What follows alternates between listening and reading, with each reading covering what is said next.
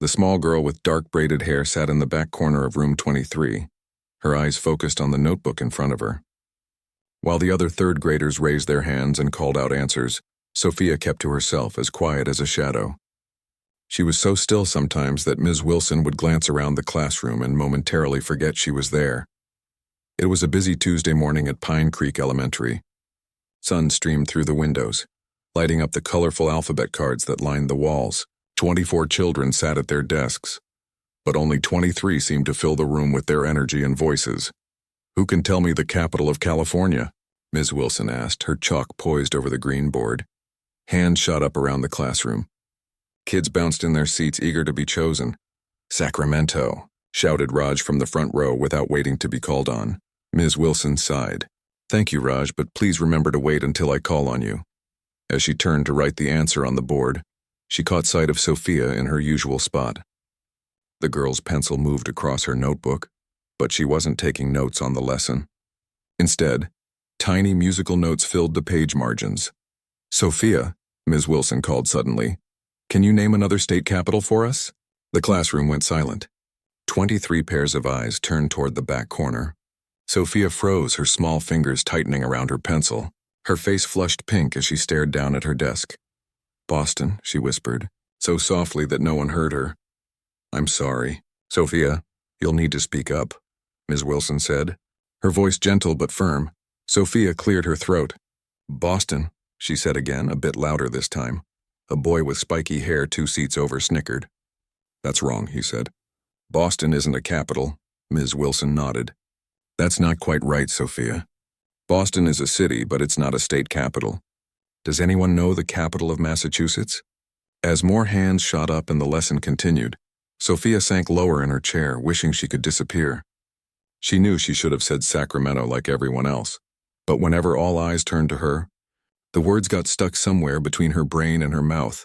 When the lunch bell rang, the children rushed to line up by the door, chattering loudly about trading snacks and who would play what at recess. Sophia packed her notebook carefully into her backpack and waited until the line had formed, before taking her place at the very end. "Hey, Sophia," called a girl with a high ponytail as they walked to the cafeteria. "Are you coming to Zoe's birthday party on Saturday?" Before Sophia could answer, another girl cut in. "Why would she come? She never talks to anyone anyway." "Yeah," added a third voice. "It's like having a ghost in our class." The girls giggled and moved ahead, leaving Sophia trailing behind. She didn't mind eating alone. At least then she could hum to herself without anyone noticing or asking questions.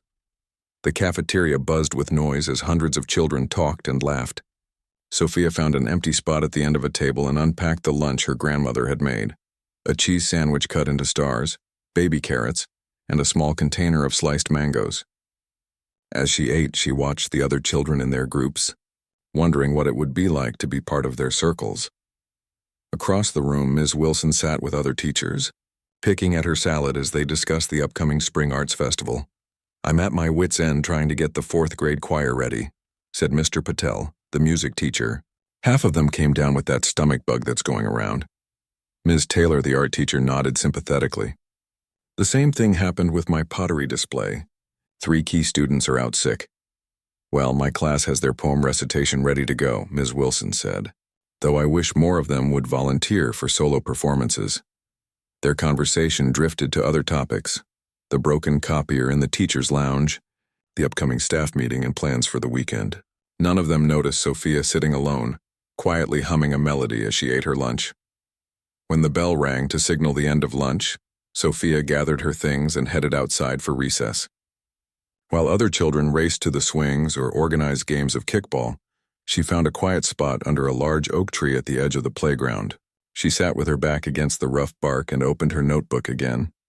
The pages were filled with words, not schoolwork, but lyrics she had written. Some were silly rhymes about clouds and butterflies. Others were songs about feelings too big for her to say out loud. How lonely it felt to be invisible. How much she missed her parents who had moved far away for work, leaving her with Grandma Elena. The songs were her way of speaking when words failed her. Sophia looked around to make sure no one was watching, then began to softly sing one of her songs. Her voice started as a whisper but grew slightly stronger as she continued. filling the small space under the tree with a sound so pure it would have shocked anyone who heard it, but no one did. The teachers monitoring recess stood in their usual spots, chatting and keeping a distant eye on the more active areas of the playground. The other children were too busy with their games to notice the quiet girl under the tree. When the warning bell rang, signaling 5 minutes until the end of recess, Sophia closed her notebook and tucked it safely into her backpack. For a moment she wondered what would happen if she ever sang loud enough for others to hear. The thought made her stomach tighten with fear. Back in the classroom, the afternoon dragged on with math and science lessons. Ms. Wilson handed back their spelling test from the previous week. "Excellent work, Sophia," she said as she placed the paper on Sophia's desk. A red A+ was marked at the top, along with a smiley face sticker. Sophia nodded politely but didn't smile. Good grades had never been her problem. It was everything else about school that made her feel like she didn't belong. When the final bell rang at 3 o'clock, Sophia was the last to leave the classroom. She walked slowly through the bustling hallways, careful to avoid bumping into the bigger kids who rushed past her. Outside, school buses lined the circular driveway, their engines rumbling as children climbed aboard. Sophia didn't take the bus. Every day, rain or shine, her grandmother waited for her at the school gates. Today, Elena stood in her usual spot, her silver hair pulled back in a neat bun, wearing the blue cardigan Sophia had given her for Christmas. "There's my songbird," Elena said with a warm smile, opening her arms. Sophia rushed forward for a hug, breathing in the familiar scent of cinnamon and laundry soap. "How was school today?" Elena asked as they began the 10-minute walk home. Sophia shrugged. "It was okay. Just okay. Did you learn anything interesting?" "State capitals," Sophia said. "I got one wrong." Elena nodded, not pressing for more details. After raising 4 children of her own and now looking after her granddaughter, she had learned to read between the lines. Sophia would talk when she was ready. Their apartment was on the 3rd floor of an old brick building. It wasn't fancy, but Elena had made it cozy with colorful curtains, soft rugs, and plants on every windowsill. In the corner of the living room stood an upright piano, its dark wood polished to a shine despite its age. As soon as they got home, Sophia put away her backpack and washed her hands. While Elena prepared a snack in the kitchen, the girl drifted to the piano. Her fingers hovered over the keys for a moment before she began to play a simple melody she had been working on for days. From the kitchen, Elena listened. Her granddaughter played by ear, never having taken a formal lesson. The talent came naturally, just as it had for Elena's mother many years ago in their homeland. Music ran in their blood, a gift passed down through generations. As Sophia played, she began to sing softly. The words were her own, a song about a bird too afraid to leave its nest. Her voice filled their small apartment, growing stronger with each note. Here, within these walls, she wasn't the quiet girl from the back of the classroom. Here, she was a songbird, just as her grandmother called her. Elena set down the knife she had been using to cut apple slices and closed her eyes, letting the music wash over her. She had been a choir director for 30 years before retiring, and she knew exceptional talent when she heard it. Sophia's voice had a rare quality, clear as crystal, with a natural vibrato that most trained singers spent years trying to perfect. When the song ended, Sophia looked up to find her grandmother standing in the doorway, tears glistening in her eyes. "Why do you cry, Grandma?" Sophia asked, suddenly worried. Elena came to sit beside her on the piano bench. "Because beautiful things make us cry sometimes," she said, putting an arm around the girl's shoulders. "Your voice is a gift, little one. A special gift." "Not at school," Sophia said, looking down at her hands. "At school I can't even answer questions right." Elena lifted her chin gently. "That's because you haven't found your moment yet. But someday when you're ready you'll share your voice, and then everyone will hear what I hear." Sophia wasn't sure if that day would ever come. The thought of singing in front of her classmates, in front of anyone outside this apartment, made her stomach twist into knots. But here, with just her grandmother listening, she felt brave enough to be herself. "Can we practice my new song?" she asked. Elena nodded, her fingers finding their place on the piano keys. "Always, my songbird, always." The classroom buzzed with excitement on Monday morning. The walls of room 23, usually covered in math charts and spelling words, now displayed colorful posters announcing the Spring Arts Festival. Ms. Wilson stood at the front of the class, clapping her hands to get everyone's attention. "All right, everyone. As you can see, our Spring Arts Festival is coming up in 3 weeks," she said, pointing to the largest poster. "It's a chance for all of you to show off your special talents." Sophia sat at her desk, eyes fixed on her notebook, drawing tiny musical notes in the margins. She had been doing this for so long that her fingers moved automatically, creating perfect little symbols while her mind wandered elsewhere. The Arts Festival happened every year and every year. She watched from the audience with Grandma Elena, clapping politely for her classmates as they performed.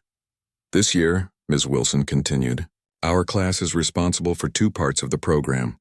First, we'll be doing our group poem about spring that we've been practicing. Everyone will participate in that." The teacher paused to write class poem on the board, then turned back to face the students. "Second, we need 3 volunteers to perform individual acts. You can sing, dance, play an instrument, do a magic trick, anything that shows your creativity." Hands shot up around the room. Raj waved both arms in the air, nearly falling out of his seat. "I can do my karate moves," he shouted. Ms. Wilson smiled. "That sounds wonderful, Raj. Anyone else?"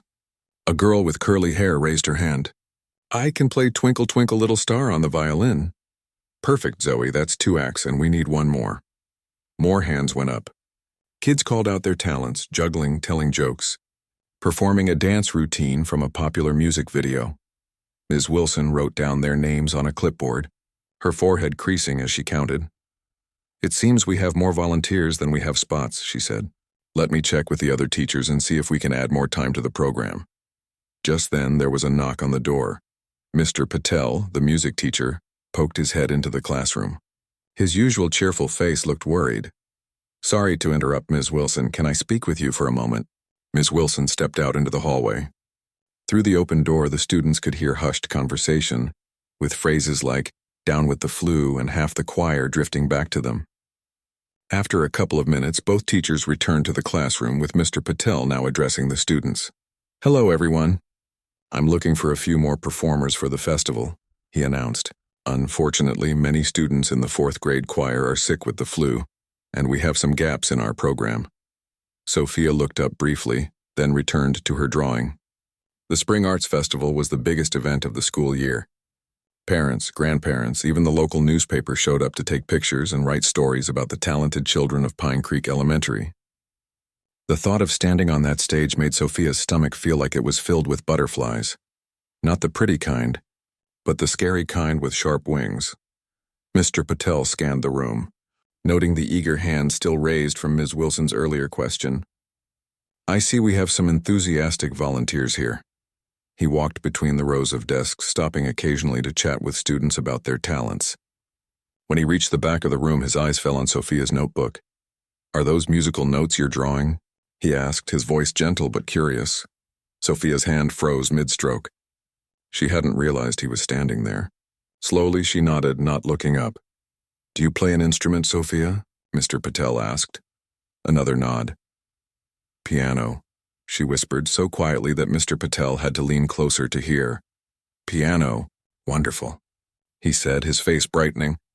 "Would you like to play something for the festival?" Before Sophia could answer, Ms. Garcia, the art teacher, appeared in the doorway. "Any luck finding replacements, Raj?" she called to Mr. Patel. "The program goes to print tomorrow." Mr. Patel turned. "I think so.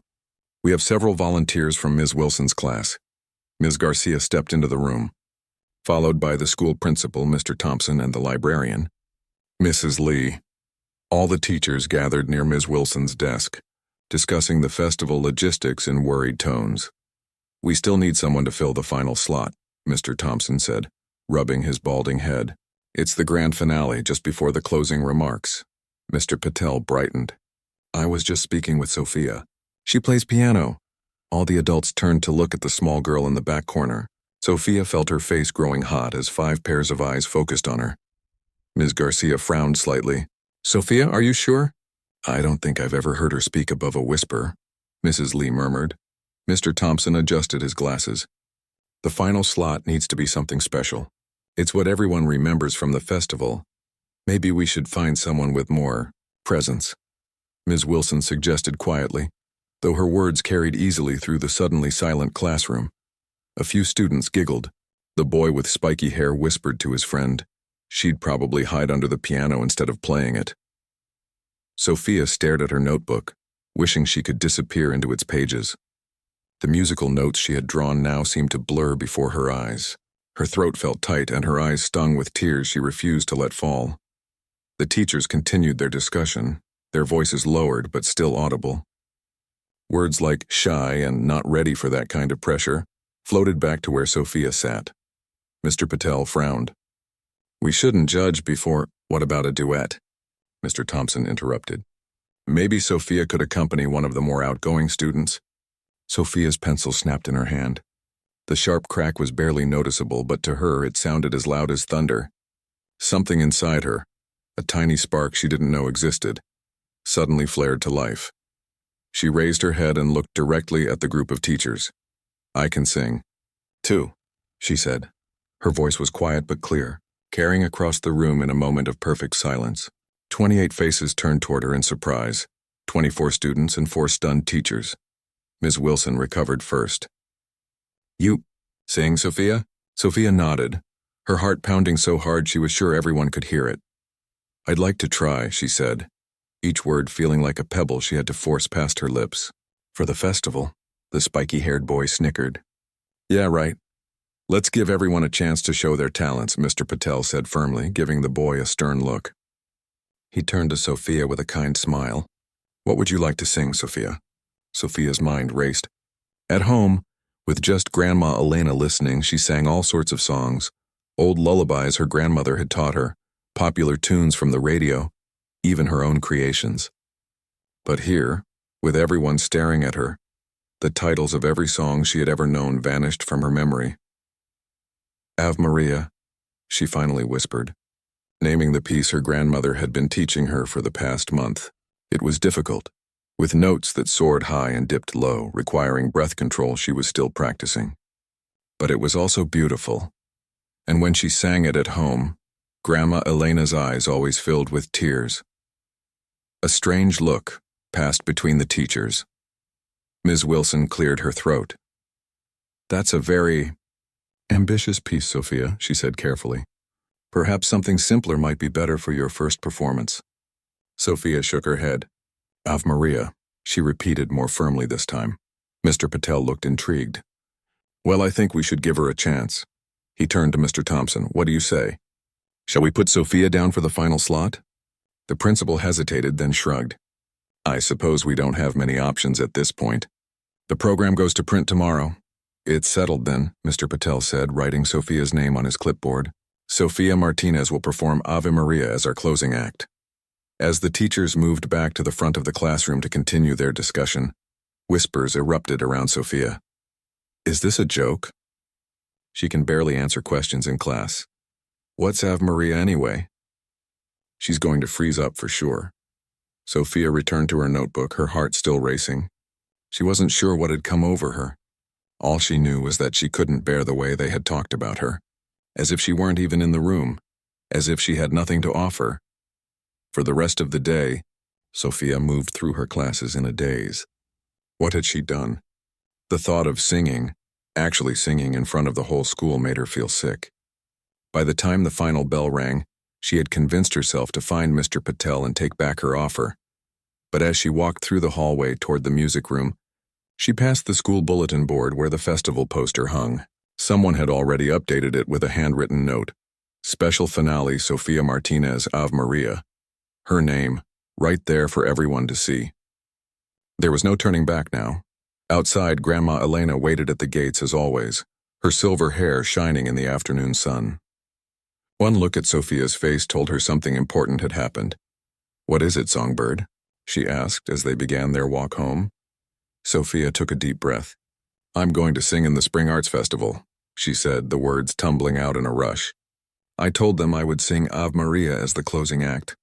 And everyone laughed, and the teachers don't think I can do it. And I'm scared, Grandma, really scared." Elena stopped walking and knelt down to look her granddaughter in the eyes. For a moment, she said nothing. Then a slow smile spread across her face. "So," she said softly, "your moment has come." The next morning, Sophia didn't want to go to school. She lay in bed long after her alarm clock rang, Staring at the ceiling, her stomach twisted in knots. "Sophia," Grandma Elena called from the kitchen. "Your oatmeal is getting cold." Slowly, Sophia dragged herself out of bed and got dressed. When she finally appeared in the kitchen, Elena took one look at her face and understood. "Ah," she said gently. "You're worried about the festival." Sophia nodded, her eyes fixed on the floor. "I made a mistake," she whispered. "I can't do it, Grandma." Not in front of everyone. Elena set a bowl of oatmeal with cinnamon and sliced bananas, Sophia's favorite, on the table. "Sit," she said. "Eat first. Then we talk." Sophia took tiny bites, each swallow an effort against the tightness in her throat. Elena watched her carefully, not rushing, giving her granddaughter time. When Sophia had eaten enough to satisfy her, Elena pulled her chair closer. "Tell me what happened," she said. Sophia told her everything, the teacher's laughter, the students' whispers, Mr. Patel's kindness, and her own strange moment of courage when she had spoken up and offered to sing. "Now everyone will be looking at me," she finished miserably, "and I said I would sing Ave Maria. It's too hard, Grandma. I can't do it." Elena was quiet for a moment, looking at her granddaughter with thoughtful eyes. Finally, she reached out and took Sophia's small hand in her own. "Do you remember how I told you that one day your moment would come?" she asked. "This is that moment, Songbird. But I'm scared," Sophia said, her voice barely audible. Elena nodded. "Of course you are. Even the greatest singers feel fear." She stood up and walked to a wooden chest in the corner of their small living room. From it, she removed an old photograph in a simple frame. "Look," she said, returning to the table and placing the photo in front of Sophia. The picture showed a much younger Elena standing on a stage, wearing a formal black dress, her long dark hair swept up elegantly. She was holding a microphone and looking directly at the camera, with a confidence Sophia had never seen in her grandmother before. "This was me," Elena said, "when I was the choir director at the National Conservatory of Music in Manila. Before you were born, before I came to America." Sophia stared at the photograph. She knew her grandmother had been a music teacher in the Philippines, but she had never seen this picture before. Never really understood what that meant. "You sang on stage?" she asked. Elena smiled. "For many years, and every single time I felt butterflies in my stomach. Every time I worried I would forget the words or that my voice would fail me." She tapped the photo gently. "But I sang anyway. And so will you." Sophia wasn't convinced. "But the other kids already think I can't do it. They'll laugh at me." "Perhaps," Elena acknowledged. "But that is their problem, not yours." She put the photo aside and looked Sophia in the eyes. "Tonight we begin to prepare. The festival is in 2 weeks. That is enough time." That evening, after dinner was cleared away and homework was finished, Elena moved the small coffee table aside to create space in their living room. She sat down at the old upright piano that had been her first purchase after coming to America, its dark wood polished despite its age and worn keys. "First," she said, her voice taking on the tone Sophia recognized from their regular music lessons, "we must understand the piece." She played the opening notes of Ave Maria, the melody flowing from her fingers with a familiarity born of decades of practice. "This song," Elena explained, "is a prayer. It asks for help, for comfort. When you sing it, you must feel these things in your heart. Technical skill is not enough. You must make the audience feel what the music is saying." For the next hour, they worked on breathing techniques. Elena showed Sophia how to stand properly, how to draw air deep into her lungs rather than taking shallow breaths. "Imagine a balloon here," Elena said, placing her hand gently on Sophia's diaphragm. "When you breathe, this balloon fills first, then your chest expands. Try again." Sophia tried, concentrating hard on the unfamiliar sensation of breathing so deeply. "Good." Elena nodded. "Now let's try the first phrase." They worked until Sophia's bedtime, focusing only on the opening lines of the song. By the time she brushed her teeth that night, Sophia could sing those few measures with a clarity that made Elena's eyes shine with pride. "Tomorrow," Elena promised, "we continue." At school the next day, Sophia moved through her classes like a ghost. Ms. Wilson asked her twice if she was feeling well, concerned by her unusual distraction. The other children whispered about her upcoming performance, some making bets on whether she would actually show up or run away crying. "Did you hear she's going to sing Ave Maria?" Raj asked during lunch. My older sister had to learn that for her high school choir, and she said it was super hard. No way she can do it, said the spiky-haired boy. She can barely say here during roll call. Sophia heard these comments but let them float past her, her mind occupied with the breathing exercises and the first few lines of the song that she now knew by heart. For the first time, the whispers didn't hurt as much. She had a secret they didn't know about. The magic that happened when she sang at home, the voice that emerged when she felt safe. That afternoon, Mr. Patel stopped her in the hallway.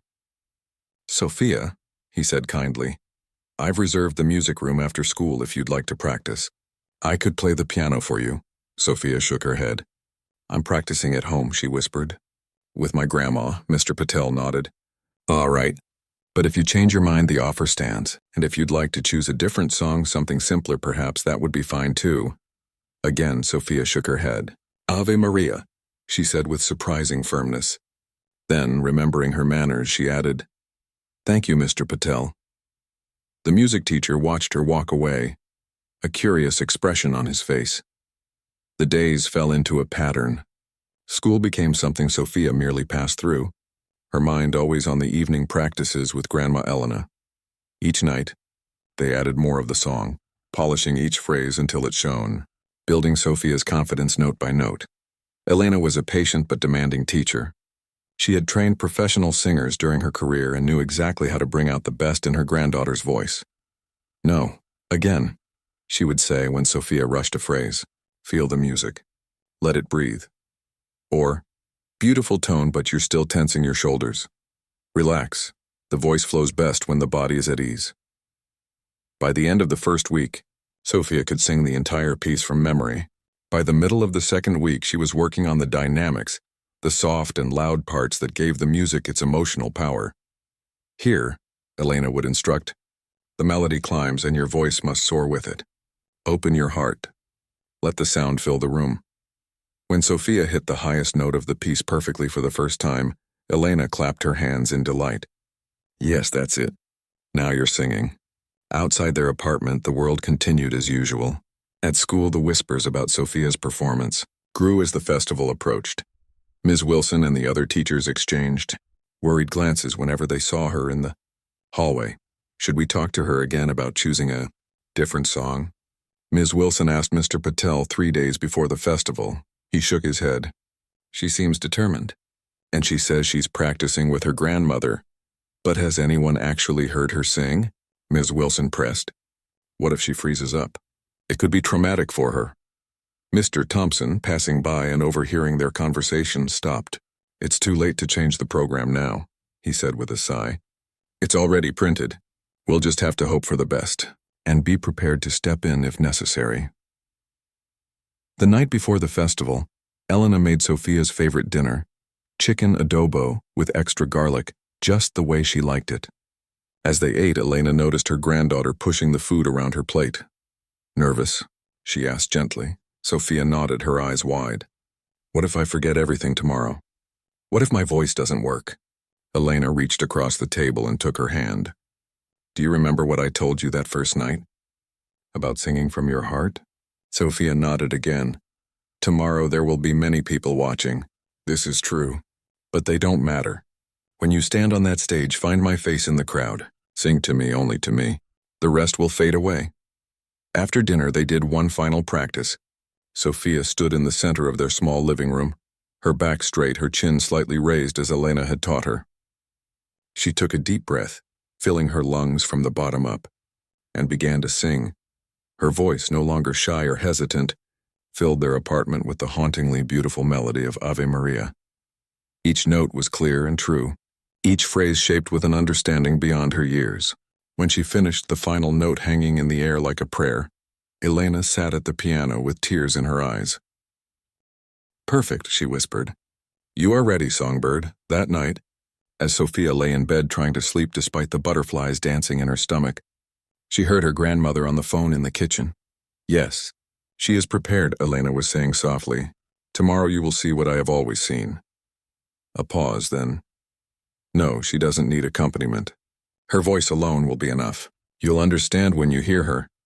Sophia pulled the covers up to her chin, her mind racing with thoughts of the next day. She was still afraid of the crowd, of the bright lights, of all those eyes watching her. But underneath the fear was something new, something that felt like a tiny flame burning steady and bright. Confidence. She had found her voice. Tomorrow everyone else would hear it too. The morning of the Spring Arts Festival arrived with golden sunshine streaming through the windows. Sophia woke up before her alarm clock rang, her stomach tight with knots. For a moment she lay still in her bed, listening to the familiar sounds of her grandmother moving about the kitchen. The gentle clinking of cups and the rich smell of coffee provided a small comfort on this day that felt anything but normal. Today was the day. After 2 weeks of practice, there was no more time left. Sophia slipped out of bed and padded to her small closet. There, hanging on the door, was the blue dress Grandma Elena had altered for her performance. It wasn't new, they couldn't afford that. But Elena had spent evenings adding delicate embroidery along the hem and collar, transforming the simple dress into something special. "Are you awake, Songbird?" Elena called from the kitchen. "Yes, Grandma," Sophia answered, her voice smaller than usual. She got dressed slowly, each movement deliberate, as if she could somehow delay the coming hours. When she finally emerged from her room, Elena was waiting with breakfast, toast with honey and a glass of warm milk with a hint of cinnamon. "Eat," Elena said gently. "You need strength today." Sophia sat at their small table but only nibbled at her toast. The food felt dry in her mouth, hard to swallow past the lump in her throat. "What if I forget the words?" she whispered. "What if my voice doesn't come out?" Elena reached across the table and took Sophia's small hand in her weathered one. "Then you will breathe," she said simply. "You will close your eyes. Think of singing here at home with just me listening, and you will breathe. The rest will follow." After breakfast, Elena braided Sophia's dark hair into a crown around her head, weaving in tiny white flowers she had bought from the corner store. "There," she said, stepping back to admire her work. "Like a little queen." Sophia looked at herself in the bathroom mirror. The girl who stared back seemed different somehow, still small, still herself, but with something new in her eyes. "Ready?" Elena asked, picking up her purse. Sophia nodded, not trusting herself to speak. The walk to school felt both too short and too long. Usually they talked about everything and nothing on their morning walks. Birds they spotted, plans for dinner, stories Elena told about her childhood in the Philippines. Today they walked in silence, hand in hand, each step bringing them closer to Pine Creek Elementary, where the auditorium was already being prepared for the festival. When they arrived at the school gates, Mr. Patel was outside, greeting families and directing performers to the classroom that was serving as a backstage area. "Ah, Sophia," he called when he spotted them. "Our closing act has arrived." He approached them with a smile that didn't quite hide the worry in his eyes. "The program is running smoothly so far. You'll be on at approximately 4:30 p.m., just before the principal's closing remarks." Elena squeezed Sophia's hand. "She will be ready." Mr. Patel nodded, then bent down slightly to address Sophia directly. "Do you need any accompaniment? Piano, perhaps? We have time for a quick rehearsal if you'd like." Sophia shook her head. "No music," she said softly. "Just singing." Mr. Patel's eyebrows rose slightly, but he nodded again. "As you wish. Please join the other performers in room 12. Ms. Wilson is there getting everyone organized." As he hurried off to greet more arriving families, Helena knelt down to look Sophia in the eyes. "I will be sitting in the 3rd row," she said. "When you stand on that stage, find my face in the crowd. Sing to me just like at home. Understand?" "Yes, Grandma," Sophia whispered. Elena kissed her forehead. "I am already proud of you, Songbird. No matter what happens today." With those words, she gently turned Sophia toward the school building and gave her a small nudge forward. Sophia took a deep breath and walked inside alone. Room 12 was chaos. Children in costumes ran back and forth, some practicing dance moves, others reciting lines under their breath. Ms. Wilson stood in the center, clipboard in hand, trying to create order. "Raj, please stop doing karate kicks near the potted plants. Zoe, your violin case goes against the wall, not in the middle of the floor." Sophia slipped in quietly and found an empty chair in the corner. No one seemed to notice her arrival, which was exactly how she preferred it. She sat with her hands folded in her lap, watching the commotion around her. The hours crawled by. One by one, performers were called to get ready for their acts. Parents and family members filled the auditorium, their excited voices drifting down the hallway. Sophia remained in her corner, growing smaller and quieter as the day progressed. At lunchtime, Ms. Wilson distributed sandwiches and juice boxes to the performers, but Sophia couldn't eat. The knots in her stomach had tightened into a solid mass. By mid-afternoon, only a handful of acts remained, waiting for their turn. Sophia was the last one left in room 12 when Mr. Thompson, the principal, poked his head in. "Almost time, Sophia," he said with forced cheerfulness. "The program is running a bit ahead of schedule, so you'll be on in about 20 minutes. 20 minutes. Sophia felt her heart beating so fast it seemed to flutter like a trapped bird in her chest. "Do you want to warm up your voice?" Mr. Thompson asked. "Mr. Patel could help you." Sophia shook her head. She had been warming up for 2 weeks at home with Grandma Elena. There was nothing more to do now but wait. "Well then," Mr. Thompson said, clearly uncertain what to do with this silent child, "I'll come back to get you in 15 minutes. We'll have you wait in the wings until it's your turn." After he left, Sophia closed her eyes and tried to remember everything Elena had taught her. Breathe from the diaphragm, not the chest. Stand tall as if an invisible thread pulls you up from the top of your head. Let the music flow through you like water. When Mr. Thompson returned, Sophia followed him through the empty hallways to the back of the auditorium. The sound of applause grew louder as they approached. "The dance group is finishing now," Mr. Thompson whispered. "You're next." They stopped just behind the heavy curtains that separated the backstage area from the performers. Sophia peered around the edge, getting her first glimpse of the packed auditorium. Every seat was filled, with extra chairs added along the walls. Parents, grandparents, siblings, teachers. It seemed like the entire town had come to watch. Her eyes searched the sea of faces until she found Grandma Elena, exactly where she promised, in the third row. Elena sat with perfect posture, her hands folded in her lap, a small smile on her face. On stage, 5 fifth graders finished their dance routine to enthusiastic applause. They bowed and ran off stage, giggling and high-fiving each other. Mr. Thompson stepped onto the stage and approached the microphone. "Ladies and gentlemen," he announced, "we've had a wonderful showcase of talent today from the students of Pine Creek Elementary. We now come to our final performance of the afternoon." He glanced at his program. "Sophia Martinez from Ms. Wilson's 3rd grade class will perform a vocal selection." A murmur rippled through the audience. In the teacher section, Ms. Wilson leaned over to whisper something to Ms. Garcia. Several students exchanged glances, their expressions a mix of curiosity and skepticism. Mr. Thompson gestured toward the side of the stage. "Sophia, please come out." For a terrible moment, Sophia couldn't move. Her feet felt rooted to the floor, her legs heavy as stone. Then somehow she was walking, one foot in front of the other, moving into the bright lights of the stage. The microphone stood in the center, adjusted for someone much taller than her. Mr. Thompson quickly lowered it to her height, gave her an encouraging nod, and walked off stage. Sophia stood alone in the spotlight. The auditorium fell silent as hundreds of eyes focused on the small figure in the blue dress. She could see Ms. Wilson in the front row, her face a mask of concern. Mr. Patel sat beside her, his expression hopeful but uncertain.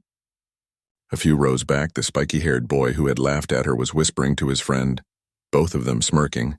The silence stretched on. Someone coughed. A chair creaked. Mr. Thompson, standing just off stage, took a half step forward, ready to intervene if necessary. Sophia's mind went blank. The words of the song, which she had practiced countless times, vanished from her memory. Panic rose in her throat, threatening to choke her. Then her eyes found Grandma Elena in the 3rd row. Her grandmother nodded once, a tiny movement meant only for her, and mouthed a single word: "Breathe." Sophia closed her eyes. She took one deep breath, then another, feeling her chest expand as she pulled air into her lungs the way Elena had taught her. In her mind, she was no longer on the stage of Pine Creek Elementary with hundreds of people watching. She was in their small apartment, standing by the old piano, singing only for her grandmother. With her eyes still closed, Sophia began to sing. The first note hung in the air, clear and pure as crystal. Then another followed, and another, building the haunting melody of Ave Maria. Her voice, so small in conversation, transformed into something powerful and rich that filled every corner of the auditorium. The perfect Latin words flowed from her lips as if she had been singing them all her life. Each phrase rose and fell with the emotion of the piece, her young voice somehow capturing centuries of reverence and beauty. As she reached the end of the first verse, Sophia finally opened her eyes. The auditorium remained absolutely silent, but it was a different kind of silence now. Not the awkward hush of expectation, but the breathless quiet of wonder. In the teacher's section, Ms. Wilson's hand covered her mouth, her eyes wide with astonishment. Mr. Patel sat perfectly still, as if afraid any movement might break the spell being woven by the unlikely voice coming from his smallest student. And there in the third row sat Grandma Elena, tears streaming down her face, her eyes shining with a pride so fierce it seemed to light her from within. Sophia took another breath and continued to sing. Time seemed to stop in the Pine Creek Elementary Auditorium. Sophia's voice filled the space completely, wrapping around each person like a gentle embrace. No one moved. No one whispered. Even the youngest children sat perfectly still, their eyes wide as they watched the small girl in the blue dress create something magical with nothing but her voice. In the third row, Grandma Elena closed her eyes, letting the familiar melody wash over her. This was the voice she had known was there all along, the gift that had been waiting patiently for its moment to shine. Her heart swelled with a pride so deep it brought fresh tears to her eyes. Ms. Wilson sat frozen in her seat, one hand still covering her mouth. This couldn't be the same child who barely whispered answers in class, who disappeared into the background whenever possible. Yet there she was, her tiny frame somehow producing this voice that sounded like it belonged to someone far beyond her years. Mr. Patel, the music teacher, leaned forward in his chair, his trained ear catching the perfect pitch, the natural vibrato, the impeccable breath control that most adults struggled to master. In 20 years of teaching, he had never heard a child sing like this. His fingers tapped silently against his knee, automatically keeping time with the difficult piece that Sophia navigated as easily as if she were singing Happy Birthday. As Sophia reached the middle section of Ave Maria, the part where the melody climbs higher and the notes grow more challenging, a collective breath was held throughout the auditorium. Would her young voice be able to reach those soaring heights? The answer came as clear as crystal. Sophia's voice rose effortlessly, hitting each note with perfect clarity, the Latin words flowing like water. There was no strain, no hesitation, just pure, beautiful sound that seemed impossible coming from someone so small. In the back row, the school janitor, who had been about to slip out to fix a leaky faucet in the boys' bathroom, stood rooted to the spot. He had heard professional opera singers during his youth in Italy, before he had immigrated to America decades ago. This child's voice reminded him of those grand theaters and the way music could make time stand still. The spiky-haired boy who had laughed at Sophia stopped smirking. His mouth hung slightly open, his eyes unblinking as he stared at the stage. Next to him, his friend whispered, "Is that really her singing?" The boy could only nod, unable to find words. Mr. Thompson, watching from the side of the stage, felt a lump form in his throat. Just hours ago, he had worried about this performance, concerned that the shy little girl might freeze up or run off stage in tears. Now he stood transfixed, experiencing what he would later describe as the most beautiful moment in 30 years of education. Halfway through the song, Sophia's eyes remained open, no longer searching for her grandmother. She didn't need to focus on Elena anymore. Something had changed inside her. The fear that had lived in her chest for so long, the fear of being seen, of being heard, had melted away with each note she sang. For the first time in her life, Sophia felt completely free. Her voice soared toward the high ceiling of the auditorium, carried by a confidence that had been hiding deep within her, waiting for this very day to emerge. Parents who had been checking their watches, wondering how much longer the program would last before they could head home, now sat at the edges of their seats. Many pulled out phones to record the unexpected moment, wanting to capture this rare magic to show others who wouldn't believe their description of it. As Sophia began the final verse, her voice grew even stronger. The melody rose and fell, taking the listeners on a journey through each carefully shaped phrase. When she reached the climactic high note, the one that had sometimes made her voice crack during practice, she hit it perfectly, holding it for what seemed like an impossible length of time before gently bringing it back down. The final notes of the song hung in the air like the last rays of sunset, beautiful, golden, and tinged with the sweet sadness of something precious coming to an end. When Sophia sang the last word, letting it fade gently away, the auditorium remained completely silent. For 3 heartbeats, no one moved. No one breathed. Then the spell broke and the room erupted. People jumped to their feet, applauding wildly, their faces bright with the joy of having witnessed something truly extraordinary. Cheers and whistles filled the air. Several teachers wiped tears from their cheeks without embarrassment. "Bravo," shouted the janitor from the back, using the word from his youth. "Bravissimo." Sophia stood still on the stage, momentarily stunned by the reaction. The applause washed over her like a wave, so different from the silence she had grown used to. She didn't know what to do, had never imagined this part of her performance. Then she remembered what Grandma Elena had taught her about proper performance etiquette. Slowly, she dipped into a small curtsy, the way they had practiced at home in front of their living room mirror. This simple gesture brought another round of applause, even louder than before. In the 3rd row, Elena beamed through her tears, clapping until her hands hurt. Mr. Thompson hurried onto the stage, so moved that he forgot his closing remarks entirely. "Sophia Martinez, everyone," he said into the microphone, his voice cracking slightly, a 3rd-grade student from Ms. Wilson's class. The audience continued to applaud as Sophia gave one more tiny curtsy before walking off stage, her blue dress shimmering under the lights. In the wings, she found herself surrounded by teachers and fellow students, all trying to speak to her at once. "That was amazing. Where did you learn to sing like that?" "I had no idea you could—" Ms. Wilson pushed through the crowd to reach her. The teacher knelt down to Sophia's level, her eyes still wide with wonder. "Sophia," she said, shaking her head slightly, "why didn't you tell us you could sing like that?" Sophia looked at her teacher, suddenly finding words easier than they had ever been before. "Nobody ever asked," she said simply. The truth of this hung in the air between them. Ms. Wilson's face softened with understanding and perhaps a touch of regret. Mr. Patel joined them, practically bouncing with excitement. "Sophia, that was extraordinary.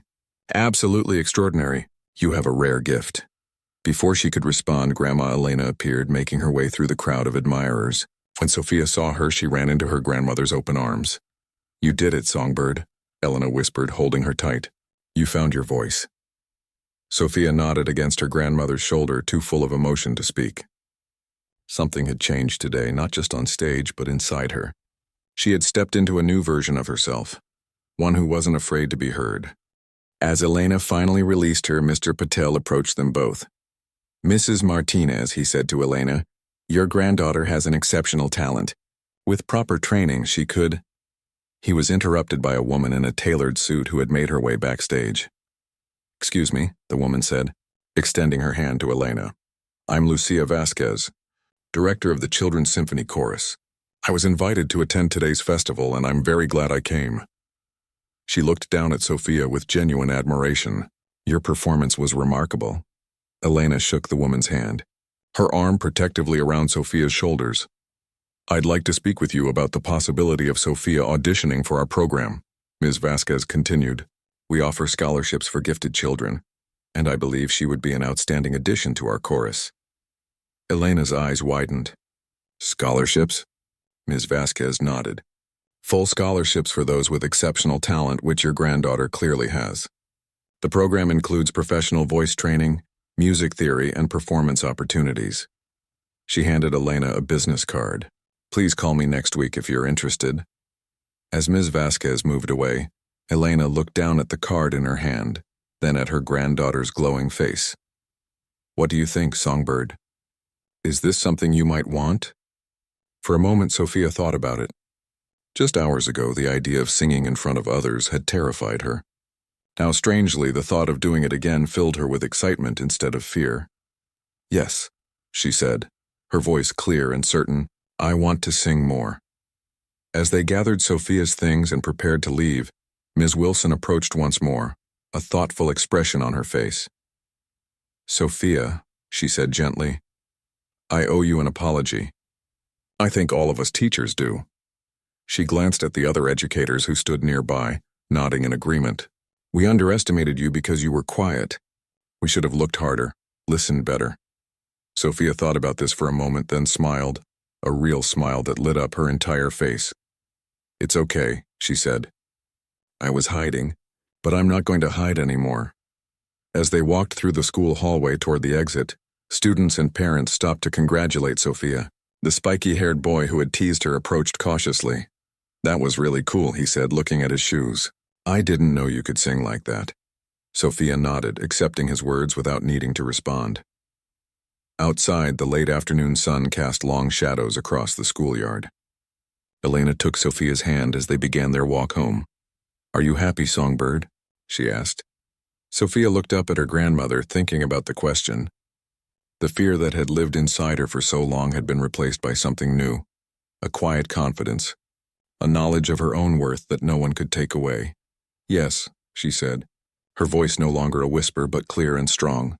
"I think this is just the beginning."